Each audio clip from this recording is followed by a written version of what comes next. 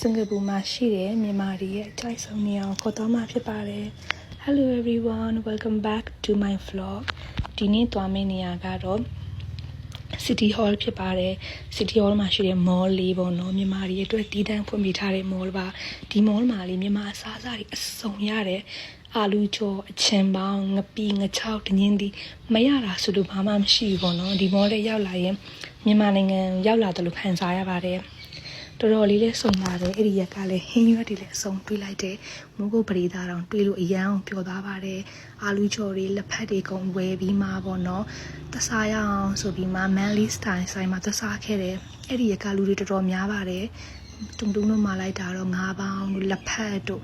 တိုဖူချော်တို့မှလိုက်တယ်စားလို့ကောင်းပါတယ်ပြီးရင်စိတ်ခပတ်တွေမှလိုက်တယ်စားလို့ကောင်းတယ်ဒီဆိုင်ကစားလို့တော့ကောင်းတယ်ဒါပေမဲ့တော်တော်လေးဈေးကြီးပါတယ်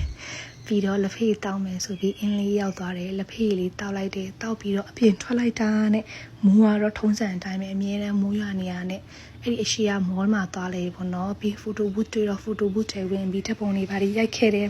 ရိုက်ပြီးအဲ့ဒီတဝိုက်ကိုလမ်းလျှောက်သွားရအောင်ဆိုပြီးမှကလကီဘက်ကိုလမ်းလျှောက်လာခဲ့တယ်ဒီရဲ့ view ကတော့တော်တော်လေးကြည့်လို့လာပါတယ် especially ညမှာတော့အရန်ကိုလာတာပေါ့နော်စင်ကာပူရဲ့ view တစ်ခုလုံးမြင်ရပါတယ်အဲ့ဒါနဲ့ကလကီရောက်သွားတယ်ကလကီမှာဒီပတ်ရင်ဟိုပတ်ရင်နဲ့ပေါ့နော် slingshot စီးမယ်လို့ပြောတယ်ညီမလေးကတုံတုံတော့မစီရပါဘူးသူ့လည်းမစီခိုင်းလိုက်ဘူးဒါလေးနဲ့ပဲအိမ်ပြန်ရောက်အိမ်ပြန်လာခဲ့ပါတယ် thank you for watching bye